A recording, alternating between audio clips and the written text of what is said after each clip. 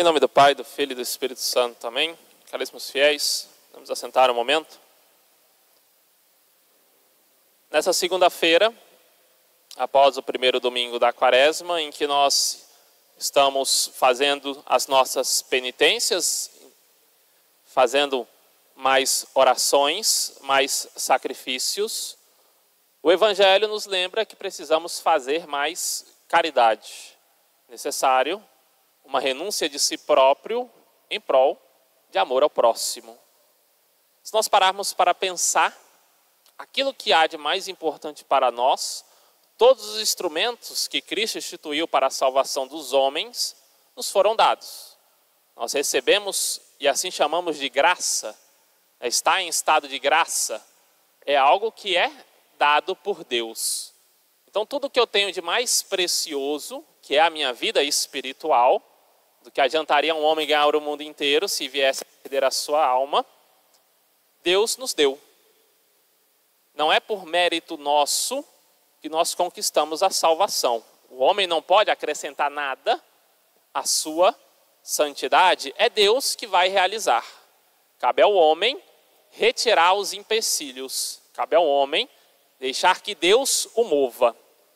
Quando nós, sobretudo no tempo da Quaresma, optamos por fazer uma penitência, às vezes julgamos até uma penitência severa, e começamos a achar que é pelas nossas próprias forças, pela nossa santidade, pela nossa dignidade que a realizamos, essa nossa penitência começa a perder o seu valor, porque nós estamos entrando pelo caminho do orgulho e da soberba. Começa a vir sobre nós aquele pensamento: será que alguém realiza essa penitência ou apenas eu? Será que algum outro consegue fazer isso que eu faço?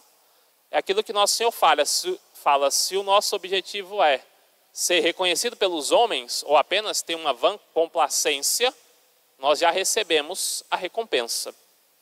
Assim, o fariseu rezava em pé para que todos pudessem vê-lo que rezava. Uma vez que todos viam que ele rezava, ele já tinha recebido a recompensa dele. Se ele rezava para isso, se ele fazia penitência para isso, se era apenas para ser visto ou era para ganhar o reino dos céus. Assim Deus nos deu tudo. Interessante, nas profecias do livro de Ezequiel, Nosso Senhor fala através do profeta, Deus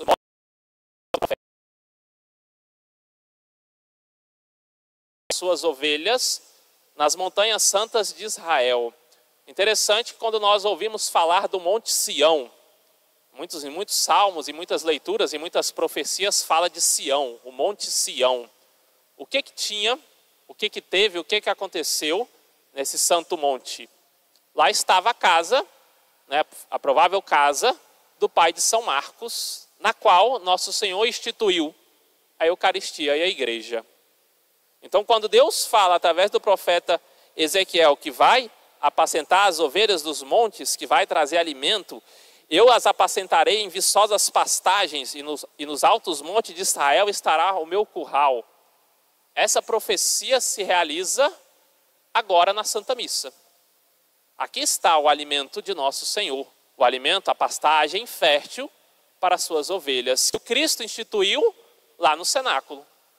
Então essa profecia na qual narra que o pastor, o rei, Nosso Senhor Jesus Cristo, há de alimentar as suas ovelhas, ela se cumpre quase que literalmente. No Monte Sião, Nosso Senhor institui o sacerdócio, e através do sacerdócio nós temos todos os sacramentos. Os sacerdotes que ministram são os ministros ordinários dos sacramentos. Nós temos, sobretudo, o Santíssimo Sacramento da Eucaristia. Então isso nos faz pensar de que tudo que nós precisamos para a nossa santificação, Deus nos deu. Deus criou a igreja, Deus instituiu o meio perfeito e santo para chegarmos ao céu. No entanto, para perseverarmos na fé da igreja, é necessário não apenas pequenas renúncias, mas uma renúncia completa e inteira de si próprio. Porque o homem, ele facilmente consegue ter uma mentalidade, eu gosto de falar revolucionária, no sentido do pecado, de querer inventar uma religião para si, de querer ter uma solução para si na sua espiritualidade. Eu tenho a minha fé, a sua fé não é a fé da igreja. Eu tenho que ter a fé da igreja, não a minha, não os meus dogmas, não as minhas concepções. E muitas vezes caímos também num relativismo, quando aquilo que nós buscávamos fazer, aquilo que nós entendemos como lei moral, como a graça, como os sacramentos, como a oração, nós, por falta, sobretudo, da penitência e da oração, começamos a relativizar, começamos a divagar na doutrina da igreja. Então, para perseverarmos fiéis, vai ser necessário sim a penitência, vai ser necessário sim uma vida de oração, mas, acima de tudo, uma vida de renúncia de si próprio. Nosso Senhor, ele cita esse exemplo das ovelhas. Então, as ovelhas que estão no aprisco de Deus, as ovelhas que estão no céu, as ovelhas que estão na igreja, militante, padecente e triunfante, são, sobretudo, aquelas que estão renunciando a si próprio. Igreja triunfante, os santos, que não fizeram outra coisa senão renunciar na sua vida, querer viver a vida de Cristo. Em todas as coisas, colocar nosso Senhor, colocar a santidade, essa meta.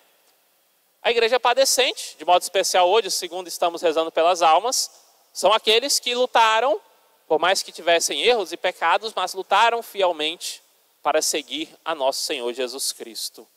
E nós, que estamos nessa luta e que temos que renunciar a nós próprios. Então, não apenas uma caridade, mas uma caridade verdadeira, né?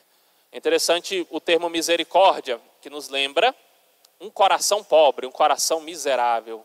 A quaresma, sim, é tempo de penitência, mas também é tempo de nós olharmos, contemplarmos a dificuldade do nosso próximo e que possamos, né, fazer algo. De modo especial, algo que seja penoso para nós. Não falo não apenas num sentido, né, de uma ajuda financeira, mas às vezes de literalmente prestar caridade. Uma ajuda, né, um serviço ao próximo como penitência pelos meus pecados. Que eu possa estar ajudando o próximo, que eu possa estar buscando servir, se não há ninguém que me peça algo, que ao menos pela oração, pela penitência, eu ofereça algo a alguém. Bom seria se por nós alguém rezasse, fizesse um jejum, buscando que nós alcançássemos uma graça. Porém, mais feliz ainda seríamos se nós fizéssemos isso pelo próximo. Os santos faziam isso, estavam dispostos a não apenas rezar novenas, mas aceitar sacrifícios, tribulações intensas na busca da salvação. Então não desprezemos esse tempo da quaresma e estejamos atentos àquilo que nosso Senhor vai suscitar e que nós devemos agir. Sempre agir com essa caridade, lembrar que Deus me deu tudo. Tudo o necessário para a minha salvação, a pastagem fértil para eu ser ovelha de Cristo, Deus instituiu, Deus criou.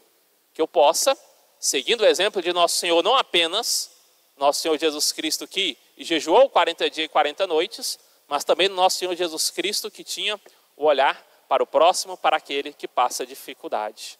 Quando falamos o próximo, é aquele que está ao meu lado, pode ser alguém da minha família, pode ser um amigo, um vizinho, mas aquele que move o meu coração, e esse mover o meu coração é sim uma inspiração divina, do Divino Espírito Santo, para que eu possa estar ali ajudando, porque no fim das contas eu sairei mais beneficiado do que aquele a quem eu prestei uma ajuda. Louvado seja nosso Senhor Jesus Cristo. Para sempre seja louvado.